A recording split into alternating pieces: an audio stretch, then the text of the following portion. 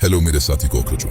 बाबा साहब अम्बेडकर कहा करते थे, education is the milk of a tigress, one who drinks it gets the power to roar. यानी शिक्षा शेरनी का दूध है, जो पिएगा वो दहाड़ेगा। पर आज का हमारा एजुकेशन सिस्टम देश के स्टूडेंट्स को दहाड़ना सिखाने की जगह बिलबिलाने पे मजबूर कर रहा है कि बार बार नीट का पेपर लीक हो जा रहा है।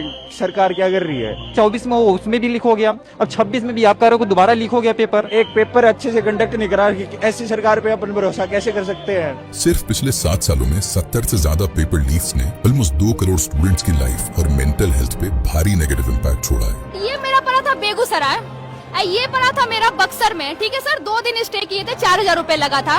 और आप बिलीव करेंगे सर, दोनों पेपर कैंसिल हो गया। क्या करें हम लोग सर? जहाँ पेपर लीक नहीं होता वहाँ सिस्टम कोई नई प्रॉब्लम क्रिएट कर देता है। जैसे यूपी में एसएससी जीडी के एग्जाम सेंटर्स में सीटिंग कैपेसिटी से double number of admit cards issue कर दिए गए। जब सीट नहीं था तो यहाँ बुलाना ही नहीं चाहिए था। हम लोग कितना दूर से आ रहे हैं, कैसे आ रहे हैं, कितना प्रेशर है, इन सबको तो पता है नहीं।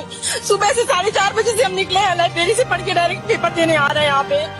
पर फिर जहाँ लीक और एग्जाम सेंटर की प्रॉब्लम न हो, उस एग्जाम में क्वेश्चन पेपर ऐसा बना दिया जाता है कि आंसर नॉलेज के मेरिट पे नहीं बल्कि तुक्के मार के देना पड़ता है। यूपीएससी के लिए एक मैं बेटर चीज बता देता हूँ कि एग्जाम देना बंद करो, ये सिक्का लिया करो, बच्चों को एग्जामिनेशन सेंटर के बाहर बुलाओ, जिसका हेड आया उसका पास, जिसका टेल आया उसकी पूंछ काट के घर भेज दो। क्योंकि ये एग्जाम सिर्फ और सिर्फ लक बेस्ड है यार, तुम नॉलेज चेक थोड़ी ना कर रहे हो। अब तो तुम टाइम पास करने लग गए हो। तो ये पेपर लीक तो नहीं है, लेकिन स्टूडेंट्स की जिंदगी बर्बाद इससे भी होगी, बस तरीका अलग है। स्टूडेंट्स की जिंदगी बर्बाद करने के इनोवेटिव तरीकों में अब हमारा सिस्टम टेक्नोलॉजी का भी बढ़िया इस्तेमाल कर रहा है। सीबीएसई के छात्रों ने आरोप लगाया है कि उनकी जो कॉपियां स्कैन की गई हैं ठीक से नहीं हुई। स्कैन में मिली कॉपियां इतनी धुंधली हैं कि छात्र अपनी ही लिखावट नहीं पहचान पा रहे। इसकी मार्किंग कैसे मुमकिन? सीबीएसई से मेरे को भी ये कॉपी मिली है, मेरी हाथ में मेरी हैंड राइटिंग है और ऊपर मार्क्स 33 मिले हैं मेरे को बस, जबकि मैंने पूरा पेपर करा था। और अभी जब मैं पेपर चेक करने लगा तो देखा कि इसमें तो मेरी हैंड राइटिंग है ही नहीं।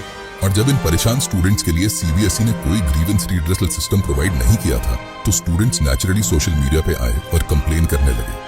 और फिर वही हुआ जो हमेशा होता है। मतलब सीबीएसई की कॉपी चेकिंग पर सवाल उठ जाए, नीट यूजी का पेपर लीक हो जाए, छात्रों का करियर बर्बाद हो जाए, वे तनाव में रहें, अधिकारी शिक्षा मंत्री का कुछ ना बिगड़े, लेकिन जो इन पर सवाल उठाएगा उसे पाकिस्तानी बता दिया जाएगा।